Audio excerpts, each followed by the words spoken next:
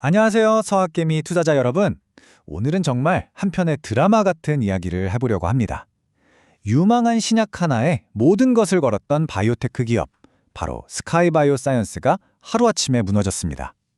한때 시장의 기대를 정말 한몸에 받았던 이 회사의 주가, 왜 하루 만에 폭락했을까요? 그리고 이 잿더미 속에서 회사는 과연 다시 일어설 수 있을까요? 오늘 그 추락의 전말을 샅샅이 파헤쳐 보겠습니다. 네, 바로 이 숫자, 마이너스 66%.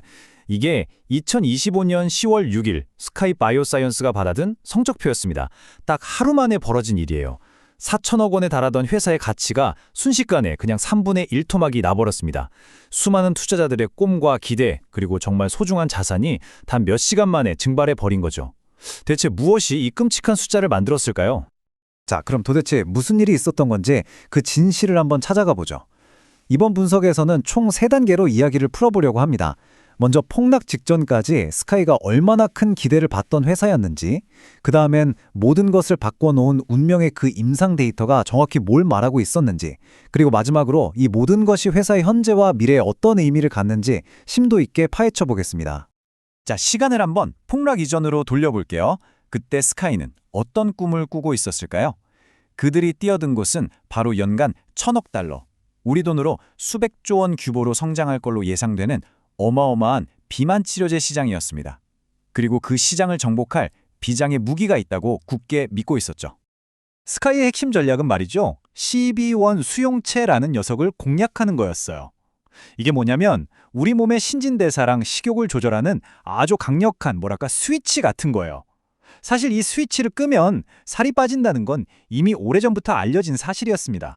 하지만 과거에 개발됐던 약들은 이 스위치를 끄려다가 엉뚱하게도 뇌에 심각한 부작용을 일으키면서 시장에서 퇴출당하는 아픔을 겪었죠. 스카이는 바로 그 부작용 문제를 해결할 수 있다고 자신했던 겁니다. 바로 이 지점이 스카이가 우리는 다르다고 외쳤던 포인트입니다. 과거의 약들은 왜 실패했을까요? 보시다시피 뇌, 즉 중추신경계를 직접 건드렸기 때문입니다.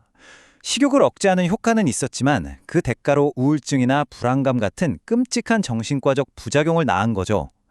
하지만 스카이의 니마시맙은 달랐습니다. 아주 똑똑하게도 뇌는 싹 피하고 오직 몸의 말초신경에만 작용하도록 설계된 거예요.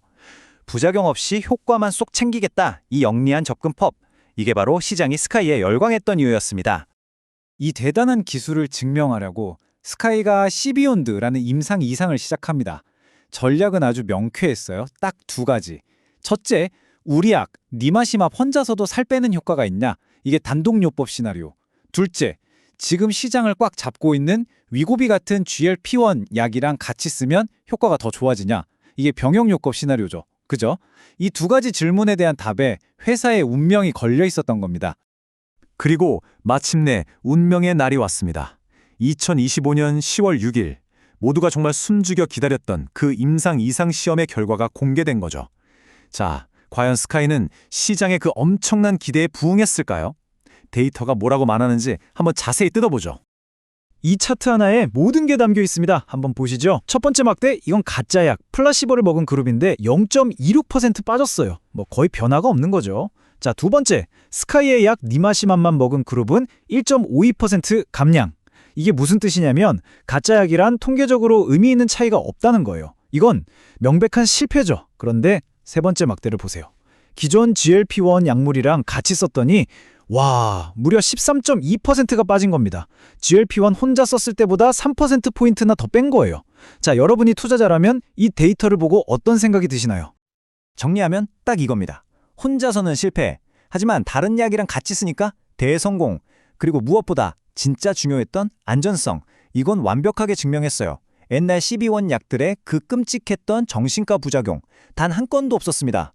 그러니까 이 데이터 안에는 분명한 희망과 치명적인 실패가 아주 그냥 뒤섞여 있었던 거죠. 시장은 과연 어디에 돈을 걸었을까요? 분명히 데이터 안에 한 줄기 빛이 있었는데도 시장의 반응은 정말 차가웠습니다. 너무나 즉각적이었죠. 시장은 병용요법의 성과 가능성? 그런 건 안 보고 그냥 단독요법 실패, 이 충격적인 헤드라인 하나에만 집중해버린 겁니다. 이제 그 폭락의 폐허 속에서 우리는 과연 어떤 의미를 찾아내야 할까요? 당시 시장 분위기가 어땠는지는 X, 그러니까 옛날 트위터에 올라온 이 한마디가 다 보여줍니다. 놀랍게도 아무도 안 놀람, 곧 유상증자나 독이 든 자금 조달이 임박했다. 이게 무슨 말이겠어요? 신약의 핵심 가설 하나가 무너졌으니 이 회사 곧 돈 떨어진다. 그럼 결국 기존 주주들 지분 가치를 희석시키는 주식을 더 찍어내서 돈을 구할 거다. 이런 비관론이 순식간에 시장을 덮어버린 거죠. 희망보다는 당장의 재무적 위험을 훨씬 크게 본 겁니다. 2025년 타임라인을 보면 정말 아찔합니다. 1분기 말에 5,920만 달러 있던 현금이 3개월 만에 1,000만 달러 넘게 사라져서 2분기 말에는 4,860만 달러가 돼요. 한 분기에 100억 원이 넘는 돈이 막 타들어가고 있었던 거죠.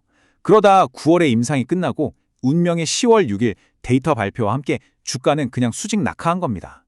몇 달간의 희망이 절망으로 바뀌는 데는 정말 단 하루면 충분했습니다. 자, 스카이의 지금 상황을 스워트 분석으로 한번 냉정하게 뜯어볼까요? 강점, 완벽한 안전성, 그리고 GLP-1과의 시너지 효과. 이건 팩트죠. 아무도 부정 못해요. 하지만 약점도 너무 뼈아픕니다. 돈은 못 버는데 돈은 엄청나게 쓰고 있고 팀 규모도 20명 내외로 작아요. 이 약점은 바로 위협으로 이어집니다. 돈을 빨리 쓰니까 결국 주주들한테 손 벌리는 유상증자 위험이 커지고 시장의 공룡들, 빅파마와의 경쟁에서 밀릴 수밖에 없죠. 그럼에도 불구하고 여전히 1,000억 달러가 넘는 비만 시장이라는 어마어마한 기회가 있다는 거. 이게 이 회사를 쉽게 놓지 못하게 만드는 이유입니다. 자, 그럼 이 절체절명의 기로에서 스카이는 어떤 선택을 했을까요? 과연 이 위기를 기회로 바꿀 카드를 찾아냈을지 지금부터 그들의 기획을 한번 면밀히 들여다보겠습니다. 회사의 대응은 아주 빠르고 단호했습니다. 실패는 버린다, 성공에 올인한다, 이거죠. 실패한 단독요법은 그냥 깨끗하게 포기하고 가능성을 보여준 병용요법에 모든 자원을 쏟아붓기로 한 겁니다.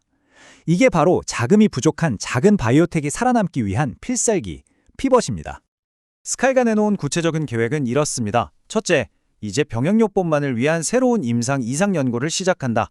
둘째, 이번에 좀 아쉬웠던 효과를 더 끌어올리기 위해서 약물 용량을 최적화하는 연구를 한다.